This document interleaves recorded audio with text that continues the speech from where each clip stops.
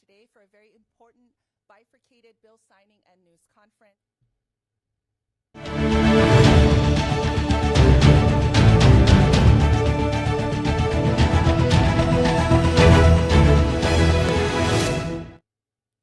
Aloha, thank you for tuning in to this Hawaii News Now live stream. I'm Emily Cristobal, and the governor is about to start a press conference to discuss the latest on Maui's wildfire recovery efforts. Let's listen in to what they're saying.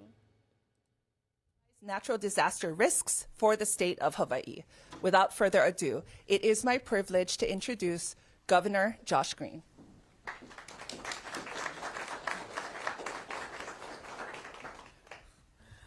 Aloha, everyone. Good to see you. Good to see you, brother. So we're going to have a lot of good news today and many mahalos. First, before I even dive into a brief presentation to give some of the highlights of Senate Bill 582, I want to thank the House and Senate, specifically the chairs, the money chairs. Thank you, guys. Thank you, Kyle. Thank you, Donovan. Thank you, Maui delegation also. This is in large part due to your extremely hard work, and Speaker and Senate President. Been phenomenal. Okay, so let me start right there and say it was a collaborative process. About 9 months ago, we had a terrible tragedy, and the losses were beyond catastrophic. They were, in terms of human lives lost, extraordinarily impossible to imagine. And then, of course, there was so much damage to Maui, and it affected all the people in Lahaina and all the people in Maui, and in many ways all the people of the state. So the Senate and the House had to step up, and they did. And so that's what we're going to talk about today. We're going to talk about Senate Bill 582 for Maui recovery. This is for fiscal year 24, goes through June 30th. It's the wildfire emergency appropriations and Maui recovery update that we're going to have. So let's go to the next slide. So what does it take when an entire town is taken from us? It takes infrastructure, and it takes housing. It takes thousands and thousands of person hours of work, and that was in the form of course, FEMA, American Red Cross, our first responders, those who build roads, those who work on water systems, all of these things, and all the social services that go around those too, mental health care, behavioral health care, all of this is built in. And then there is the work that HIEMA and FEMA do. So everyone's doing their best, and it's never perfect. But it did require a lot of resources, and that's what you see demonstrated here. So first off, there's $385.4 million in emergency appropriations for the wildfire relief. Of that, we'll break that out. It's $292 million for the non-FEMA eligible families and the work that has gone around caring for them. And I will tell you this, most other states did not provide as much support for their people, not because they don't care, just because they didn't step in like an Ohana quite the same way. And we have a very diverse community, especially in the neighbor islands, where there are people from all walks of life. Some people who have lived for 5 generations, others who've just been here for 10 years, but they still lived in Lahaina. They still lost and suffered so much, and we wanted to care for them. That's what that $292 million goes toward. I'm going to break it out further as we go forward. There were also some FEMA-eligible families that needed additional support because a lot of people lost everything. They lost their car. They lost their home. They, of course, lost their ability to communicate. They lost, in some cases, a loved one. So a lot of what this is about is for them. And when I say lost a loved one, the legislature was very kind, and they appropriated $65 million like we asked to help us move people to a place if they would like to settle and move forward with their lives. That would be if someone lost a loved one, $1.5 million, the One Ohana Fund. To date, we have now, I believe, 55 people that have decided to either to apply for this money if they either lost a loved one or they themselves were severely injured. We will have an update right before July 1st for the legislature of the total number of people that qualify. Whatever resources that aren't necessary from that $65 million, perhaps it'll be only 2/3 of that resource that's necessary. The other monies will go back to the general fund per our agreement and per what's right. I would say this, a lot of people are catching on that this is a way to begin to move forward, but whatever people choose to do with the One Ohana settlement, they should do. I'm speaking personally to nephews and nieces and husbands who lost loved ones, and they they're healing, but the loss was great, and so we're going to try to help them. So that's what we're doing there. Next slide, please. Just a quick bit of Maui recovery, because this is what the resources are going to specifically. At the outset, within hours after the fire, we had to move everyone into shelter, and that shelter was, of course, everyone together, the congregate shelter. But within 13 days, we moved all of the individuals that needed housing, if they couldn't find a place with their loved ones at a home, a nephew, a niece's house, or whatever, moved them into hotels, and then trying hard and harder every day to get them into better settings, longer-term settings, eventually into their own homes. So 13,000 people were displaced at first. 8,000 ended up in hotel rooms. As of this moment, 78% of those individuals have been able to get back into some semblance of more normal life, into a condo, into a rental that we have, and so on. So that number is now down to 1,743 people, down from 7,796. And we hope over the course of the next 30 to 60 days, everyone is in a long-term accommodation so that we don't have any hotel costs, which are admittedly expensive. It was the only option we basically had. It was challenging, okay? We can debate that, but the point was make sure people were cared for so that they didn't harm themselves, so they didn't have extra devastation. So that's been a lot of progress in the last several months. We also moved some of our first family members into houses. You saw that a couple days ago. Keao Maluhia is a 50-unit housing project that the county's doing with CNHA. It's pretty extraordinary. Monies are coming from Hawaii Community Foundation and others. We are doing 450 units. Mahalos to the legislature for funding this. It's called Kalaeola, and we will build more as necessary. That project cost $115 million. We're racing forward under the emergency proclamation from the wildfire. It will happen in just a couple months. So we are already graded for the ground. The infrastructure is going in. That will be 450 houses so that people can definitely move out of hotels and into transitional homes, which are very nice 1, 2, and 3 bedroom homes. They're modular homes, but they have a sense of permanency to them. And we spent, we appropriated $115 million, but then because so much money was raised from Hawaii Community Foundation through MICA and really thousands and thousands of people, 250,000 global donors supported that, they were able to give us $40 million right off the bat. So that dropped our project cost from $115 million to $75 million, which is good. And we're going to continue to get additional support when we can, where we can, from the federal government and others. So we're reducing the cost. Also, one of the things that was very clear was that when there were cost escalators, because we had debates with FEMA about what they would pay for, we fought to get them to pay for more. So part of this process was, for instance, getting the COFA migrants covered. And fortunately, that got approved. That saves us tens of millions of dollars. There was a time when they weren't going to pay for some condominiums. Didn't have another option. So the feds are covering that too, and so on and so forth. So that's what that is meant to do. Another small caveat on housing, a bill that I'm very, very happy about, and we're going to get to sign that tomorrow, I believe, Angus, is Senate Bill 2919, empowers the county to enforce or crack down on short-term rentals, the illegal short-term rentals. Why is that important? Because if those short-term rentals become long-term rentals, people can then afford them, because there has been a very serious challenge with escalating prices because the feds are paying quite a lot. We have to normalize the housing market. That will go a long way. And we're going to rely on the county to pass the specific legislation to do that. They have already teed up bills. This is kind of lightning speed for some of this policy change. So again, mahalo to the legislature. Next slide. Here's a quick breakdown on the management of costs, and you'll get more details, I'm sure, from our chairs. The expected state costs for the fiscal year were $472 million, some of which will definitely be reimbursed. For example, contracts for tidal basin, contracts for DHS contracts that the feds agree to pay, contracts for wraparound services. A lot of the Red Cross services get reimbursed.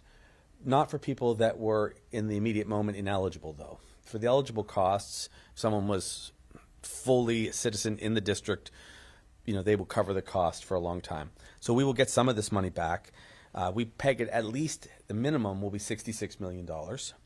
Beyond that, we have already HCF, Hawaii Community Foundation, and HHFDC contributions. That's the housing, $40 million from HCF, $10 million from HHFDC that they had budgeted already. We had already major disaster fund appropriations, some of which came because the legislature had given us latitude in the last year. When we finished the session, we had monies there. And then finally, this large appropriation and appropriations, which are going to come from the budget. So this is how it breaks out, and we can give you even more detail. Suffice it to say, though, the legislature was able to do these appropriations without taking away from major initiatives, and that's good news. We're glad for that, because we don't want to lose our focus on housing statewide. We don't want to lose our focus on homelessness or healthcare or our Department of Education. So that was an excellent job. Next slide.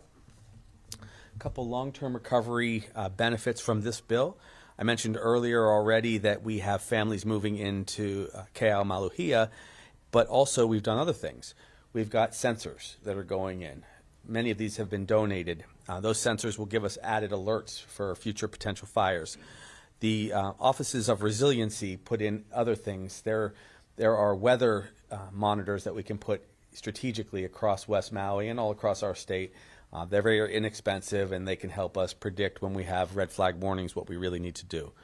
Legislature helped us buy 175 units at what's called the Hagai Institute, Hale'olaie. Now that's 175 units. They're kind of somewhere between dorms and one bedrooms, so they will also help us decompress some of the folks that are staying in hotels. But most people want to live in West Maui, in fairness, but it might suit others to go there. Again, it's another flexible option for us. We've coordinated a great deal of additional housing, as I mentioned earlier. FEMA is also building 169 units, and we're going to continue to impress upon them that we want that number to be 1,000 units. We have some other ideas on how we could get there. We'll talk about that in future press conferences. And then we will have HUD monies coming in, Housing and Urban Development. Those block grants are going to exceed $1 billion, but it's going to take some time. And that will be a partnership between the county and state. That's going to be a very big deal, because that will be the larger money that we get to rebuild in the way that Maui decides. That's going to be the important part. So that money will come in the subsequent months. So I think at this point, I've probably shared enough, but I will just end by saying again, mahalo to the executive branch for seeing us through this with our team. It was absolutely the most incredible challenge that we could have imagined, and our hearts are always broken to know what we've lost. But you can see already what we are gaining, which is more solidarity. We are gaining new abilities to manage the short-term rental market. We are already moving on some of the cultural goals that we had before, like the cultural corridor. We're beginning to talk about that, and we believe this will bring us closer together. But our first and foremost goal was to take care of people, and that's what this bill does, this emergency appropriation. Aloha.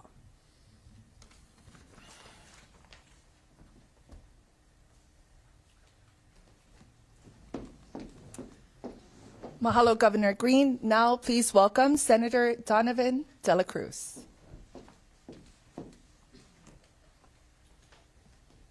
Thank you.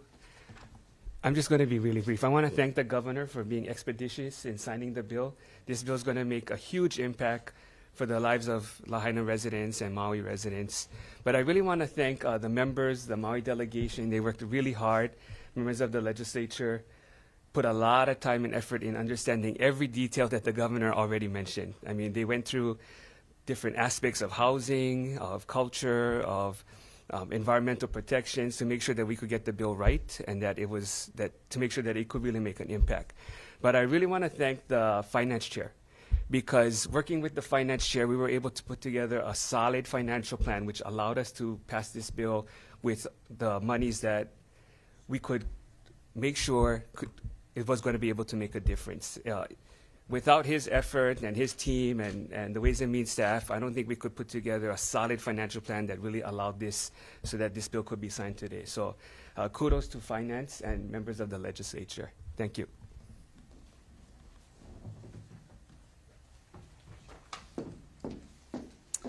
Mahalo, Senator De La Cruz. Speaking of finance, next, please welcome Representative Kyle Yamashita.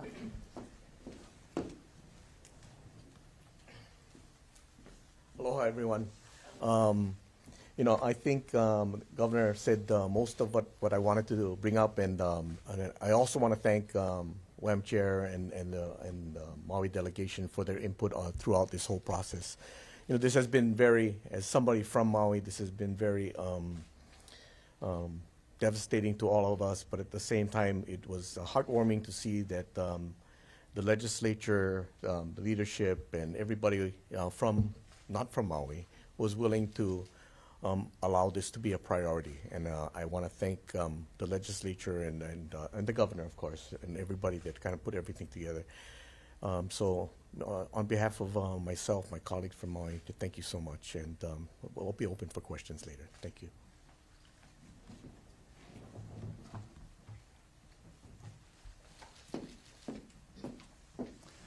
Mahalo, Representative Yamashita. We will now take questions from the media. You can go ahead and raise your hand, and I'll call upon you.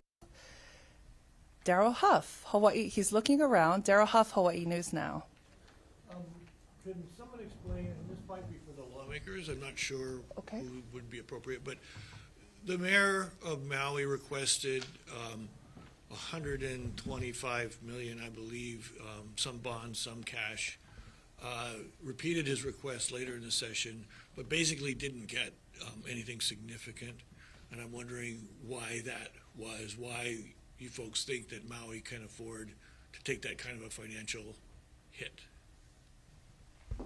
I'm going to defer. Okay, Representative Yamashita. So, well, first of all, all funds included, there's about $1 billion that is going to Maui for all this whole purpose. So that's number one. So there are resources going there.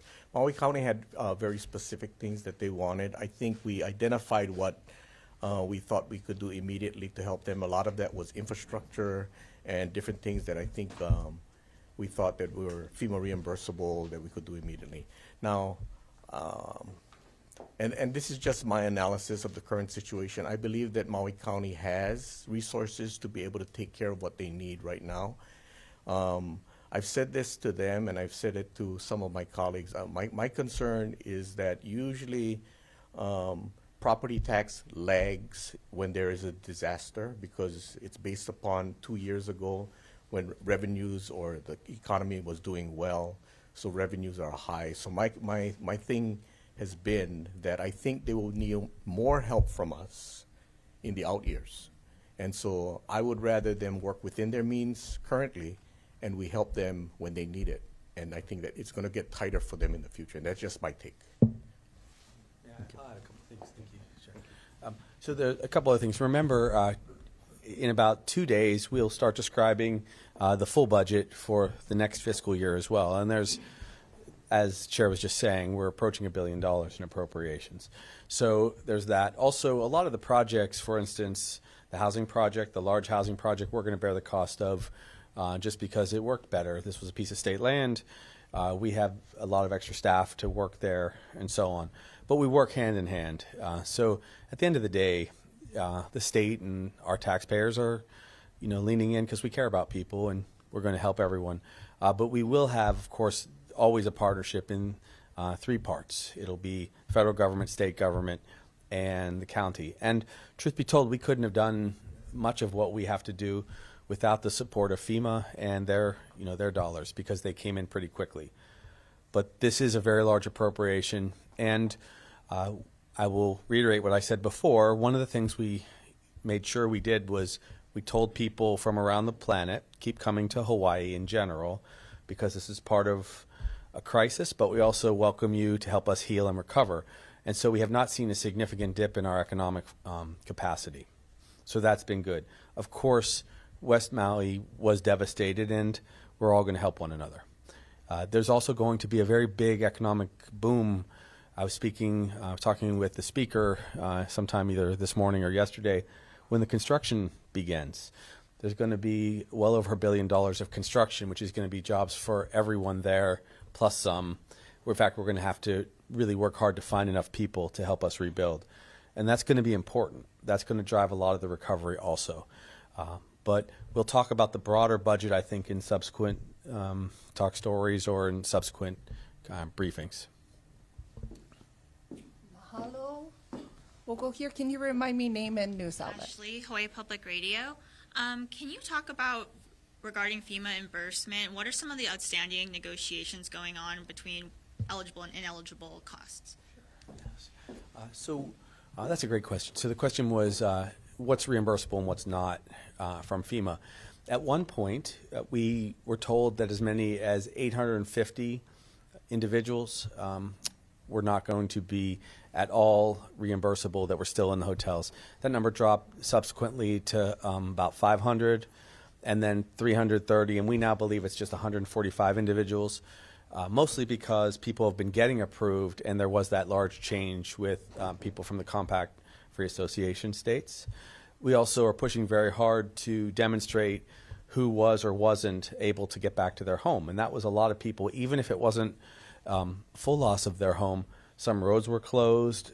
There was obviously a lot of collateral damage from smoke, and very difficult for people who had to leave the state even for a short time because there weren't other opportunities for them. So all those individuals are also getting approved. We think the number is now closer to 135 that remain ineligible, and we're helping in other ways. That's why we're building houses and we're acquiring places like Hagai. And of course, there's also been a lot of generosity. People have stepped up and taken people into their homes. And the mayor's program, it's basically a stay-home program where they compensate people $500 per individual per month can stay. And that's where some of the philanthropic monies have gone to. There are other large appropriations that will be reimbursable. For instance, the debris clearance. The debris clearance is going to be about a $1.2 billion project once it's all done, but we hope and expect that the feds will pay for 100% of that because they're going quickly. They've already actually cleared more than 60% of the residential properties, and they'll be returning those quite quickly once the EPA signs off with the Department of Health. 20% plus have already been fully returned to residents in Lahaina, but as a lot more people get to their properties and get to rebuild, it's another way, of course, that they can heal. There were 561 families that both owned and lived in their properties. There are a lot of renters otherwise. Thank you, Ashley. Name and news outlet, please. Marcel Honore with Civil Beat. Governor, this is a question that it might apply to, I feel like this could apply to either one, so if you want me to push it, I can. But I'm curious how well you think the legislature responded to the wildfire threat as that come to more and more in focus in the aftermath of Lahaina, and especially given the increased risk for significant wildfire, for those wildfires to occur in the coming months. Thank you. Yeah, one thing we didn't talk about, which is deeply embedded in these appropriations, are more supplies, more firefighting dollars, more equipment, more road breaks, fire breaks. That is excellent. So the legislature did a great job with all of that. And this was, of course, their first opportunity. This was the first session we had. So that has been exceptional, and so we will have more than enough resources. The place that we're going to continue to work is on future response to fires. My feeling, and we're working through some of these details, is we would be wise to have a plan that gives us additional insurance capacity going forward for other disasters. And as everyone knows, this isn't a secret, I'm of the opinion we should have some kind of climate impact fee because this was a climate event. It's just a complicated piece of legislation to get passed. So I will talk about that in the coming hour, about how we're just going to do some prep work to give other opportunities and options to the legislature. We do have to ultimately reconcile a lot of these lawsuits and how that goes. Needless to say, attorneys are going to work in that field on this. I would like us to be prepared against future natural disasters, and so I'm going to continue to push for a disaster relief fund that's insurance-based. But we do have good savings. The legislature was very smart. We have $1.5 billion in rainy day funds still there. Gave us $500 million, actually $1 billion, but $500 million we put in. So we are set for a big disaster. It was just very good that they didn't have to tap that, and we're able to work out the money now, because everyone's going to have vulnerability going forward. One One more question, name and news organization. Andrew Gomes, Star Advertiser. I guess for the governor, regarding the wildfire appropriations for the fiscal year that starts July 1, I know in past weeks and months that involved a lot of guessing and estimates. How comfortable are you with the amount appropriated for that, and how kind of shaky or solid is it? They did a great job. In fact, the one person that I haven't gotten to thank yet is Louis Oliveira. Louis worked very closely with the WAM and FinChairs to make sure that we had our best approximation of cost. One of the challenges, and this is not an excuse, one of the challenges is we don't get the bills for a long time. And also, as we know, some of the goalposts do get moved from time to time on what a state is responsible for versus a federal government. So that has made it somewhat challenging. So you every month have to try to determine whether the feds will pay 100% or 90%. And these are some big numbers. For example, the debris cleanup, if it ends up at $1.2 billion, and if they didn't cover 100%, we would have to find $120 million. Now, I'm very confident that they are going to cover all of that because they're going to meet the deadlines, and we have a guaranteed lockout period for 100% coverage. So that's why we're really pushing hard. But the ledge gave a lot of resource, and this is an important thing to say. The legislature had to balance the needs of the entire state and, of course, the critical acute needs of Lahaina. So that is the toughest balance to strike when people have lost so much, but people were already struggling all across the state. What's extraordinary about this moment in time is the legislature, and we'll talk a lot about this in the coming weeks, the legislature found a way to pass a historic tax break for Alice families across the state. We are looking at a tax break for people who are living paycheck to paycheck of well over $5 billion over the next 7 or 8 years. This was the commitment that we all made on affordability. It's brought in gradually, which was the smart approach, so that we can get through this acute phase of what we're dealing with now and get there as a society in the coming years so people can afford to live in Hawaii. So imagine that, $1 billion appropriation, because we had some savings, to help recover on Maui, and a $5 billion long-term plus play to help working families. And it's a bold thing to do, and we're going to be forever grateful for that.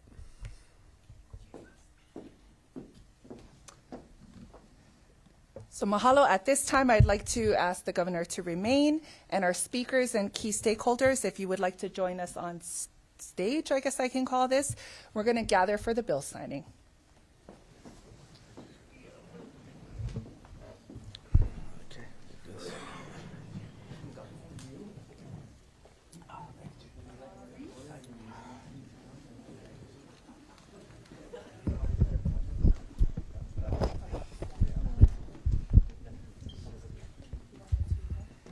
Sure. Okay. Yeah, sure.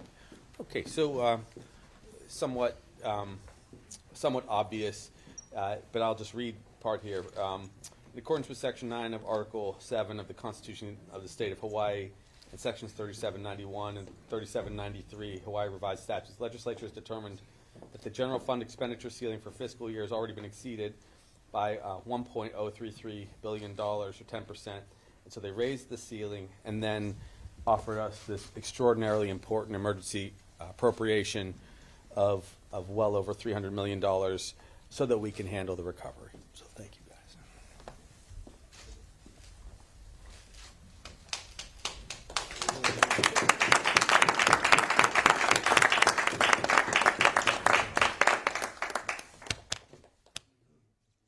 Now, that was Governor Josh Green just signing Senate Bill 582.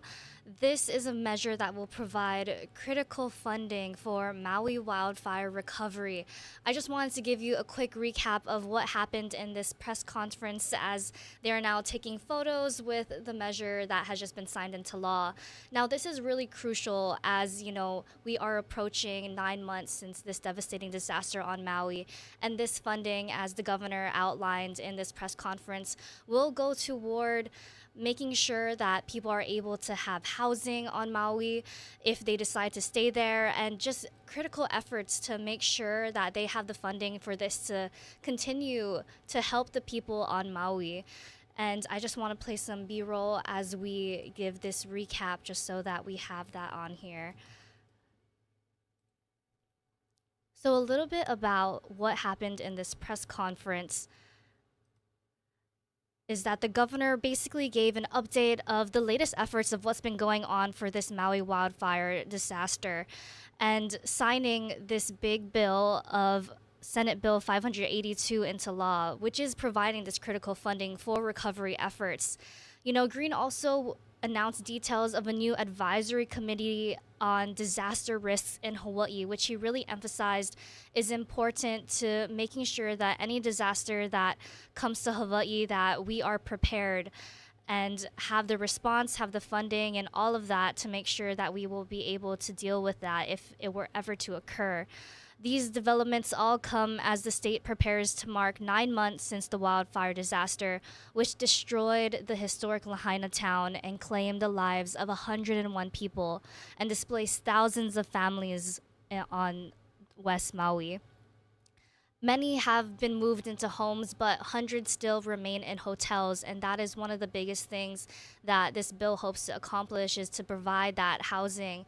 This also comes on just Tuesday, in which the governor and Maui's mayor, Richard Bisson, marked the groundbreaking for a $115 million interim housing project for wildfire survivors. And this money will be able to create this interim housing area in which these people were able to find housing instead of having to live in hotel accommodations. And this is especially important for residents who don't qualify for FEMA.